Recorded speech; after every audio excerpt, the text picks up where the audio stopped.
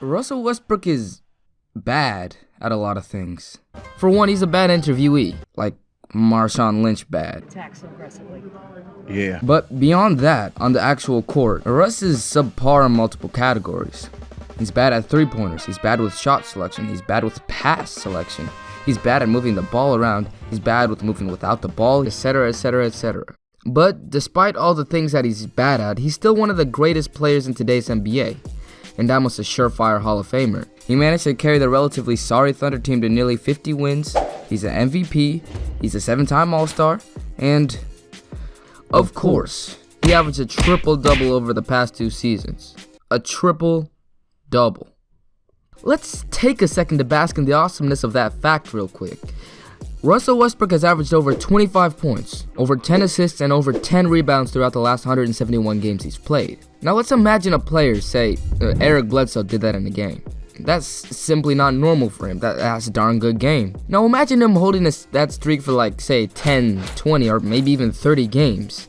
Something like that would be spectacular and noteworthy, right? Well, Russell has gone through that stretch like 5.5 times now, and it's just normal. I feel like as a fan base, it's something that we've been acclimatized to at this point, and to be honest, that's pretty amazing. He is a superstar. He belongs to a class that very few have had the privilege to be a part of. He's constantly monitored off the court and scrutinized for his play on it. He's a player that fans look up to, and he is one of the NBA's most valuable assets. The only other players currently that could fit that bill go as such: LeBron James, Kevin Durant, James Harden, and Stephen Curry. Now there are those that could make the jump very soon, namely Giannis Antetokounmpo, Anthony Davis, and the duo in Philadelphia. Squad doesn't count right now. But the 4 that I just named are the true faces of the league, and Russell is a part of that. Yet, Russell lacks a major facet in his career compared to other superstars. I mean, strictly from a skill set point of view, this would be shooting prowess. The worst shooter on the list, besides Russ naturally, is LeBron James, a man who is second in three-pointers made in the playoffs. Ever.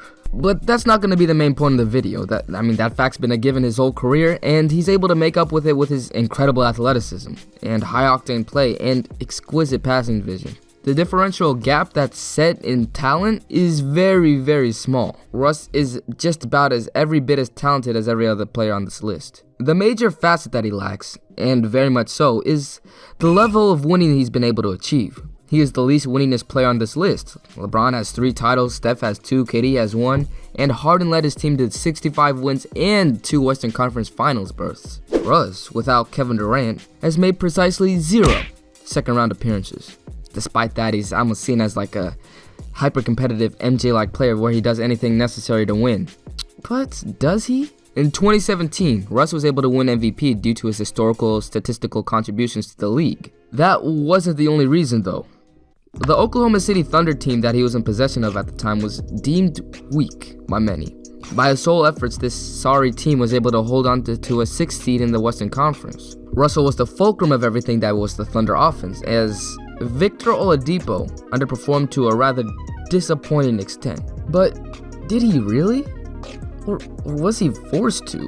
In the last few months as a part of the Magic, Victor Oladipo was putting up averages of 19.4 points, 4.9 rebounds, and 3.8 assists in perhaps the most dysfunctional basketball environment available at the time. Add that to the fact that he was 23 years old, and the prospect of him joining an actually successful franchise was incredibly exciting. This new Thunder team that included the defensive versatility of Russ, Oladipo, KD, Roberson, and Adams seemed destined for a championship run. Then... Cheese! Cheese! Cheese! Cheese! Kevin Durant announced today on the 4th of July that he's going to join the Golden State Warriors. The Thunder quickly turned just into a stage that Russell was to perform on.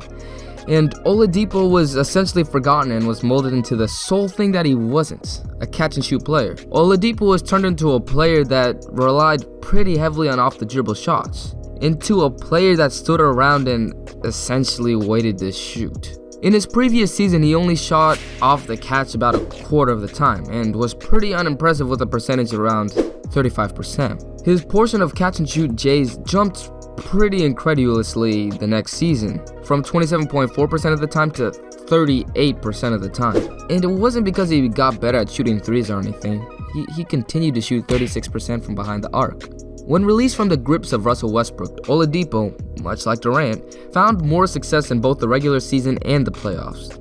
The Pacers this year actually ended up winning more games than the Thunder this season, despite being very much so the weaker team on paper. Victor Oladipo also performed much better than what was expected on paper, partly due to his new expanded role. In contrast to a season where his touches, or how many times his hands got on the ball, dropped from 59 a game in Orlando to 46. His 23 point per game average came from a drastic increase to 64 touches a game from Oklahoma. His efficiency didn't drop either with the increased load, as one would expect. The amount of points that he got per touch was around the likes of TJ Warren and Kentavious Caldwell-Pope when he was in Oklahoma. In Indiana, he was nearly identical to DeMar DeRozan and CJ McCollum at 0.3 points per touch. But getting the ball 20 times more a game isn't warranted straight out the gate for no reason. Neither is losing 10 times. And the common denominator here is Russell Westbrook. Now, given solely this information, you could say that it really isn't Russ, it's just the way the team ran things during the ticket-selling Human Triple-Double Tour. But unfortunately, there's another recent and well-documented case of Russell and his tendency to limit talented players. Paul George was seen as the de facto replacement to Kevin Durant. After a whole year of the media repeatedly blaming his lack of success and justifying his MVP berth through the lack of help, PG was to be the catalyst that pushed the team over the edge and into the finals. Of course, that didn't happen. And one of the many things that helped this season go awry was the mismanagement of Paul George. Somehow, despite shooting 1 time less a game and seeing a 10% increase in open shots, his efficiency waned. Not only that, he shot closer to the basket and took less contested pull-up jumpers. So what gives? A player like Paul George should be reveling in a role that relieves isolation and revolves more on layups and shooting. Instead, he shot 43% from the field and dropped almost 2 points a game. Again, Russell is the problem. Somehow, someway, Russ managed to get the ball more this season than last season. And he was less efficient. And not just by a little either. He went from scoring about 0.3 points per touch to about only 0.26. To put that into context, last season he was more efficient in this regard than Steph Curry. This season, he's getting beat by Tobias Harris. Now, you may think that using an obscure stat like the amount of time someone gets the ball in a game doesn't accurately represent the influence that one player poses on another. And you're right.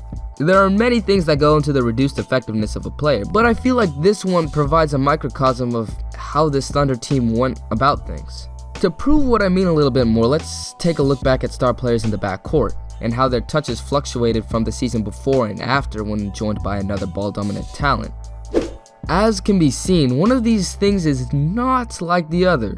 James Harden and Chris Paul both sacrificed touches, and they broke the Houston franchise record for wins and made it to the Western Conference Finals. Steph and KD also sacrificed touches in their first year together, and they were so dominant that people thought, and still think, that they're ruining the league.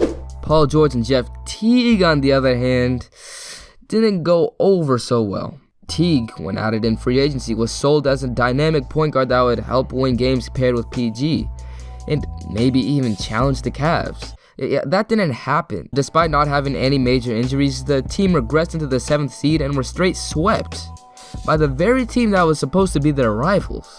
This stat and the stories behind it propose a facet of Russell Westbrook that prevents him from getting over the hump, and perhaps will hinder him forever. You see, what sets these successful players apart from Russ isn't his lack of three-point shooting, not his high volume of turnovers, not his stat-padding tendencies. It's, in actuality, the fact that he's unwilling to compromise. A player unwilling to compromise never wins. And who wants to play with a guy like that? The most selfish player to win a chip is none other than Michael Jeffrey Jordan. How did he win then? Simple answer, Phil Jackson. The same with Kobe Bryant. I mean, sure, you could say Scottie and Shaq, but in the end, there needed to be compromises made. And Phil Jackson was the Zen master, the king of managing egos and creating compromises. The reason, and to be honest, the only reason, in face of all of his faults in his play is simply that he refuses to change. In this narrative that Russell Westbrook has created for himself and the general NBA fanbase, he is free to do whatever he wishes. He's sort of essentially the NBA's wild child. This wildness, this honestly almost immature mindset to the way he approaches the game, is spun into success. Yet, in actuality, this freelance, off-the-hinges, selfish style of play, really the play that defines him, is what's holding him back from greatness. Upon attaining the superstar status in the NBA, players are not really separated by talent or work ethic. At this stage of stardom, the only thing that separates players is the mindset. And Russell Westbrook's mindset is simply subpar compared to the other players. For this reason, and this reason only to be honest, is why Russell Westbrook is the league's worst superstar. Everybody know I'm better, ay, yeah I'm better, ay, it don't matter. Ay. It appears now that the OK3 season is over. Pockets fatter, ay. Steph Curry, I just talked to Steph Curry's agent. They just agreed in principle on the richest contract in NBA history. Nowadays I'm on my haters, they got sadder. Your Bill Russell 2017 Finals MVP, Kevin Durant.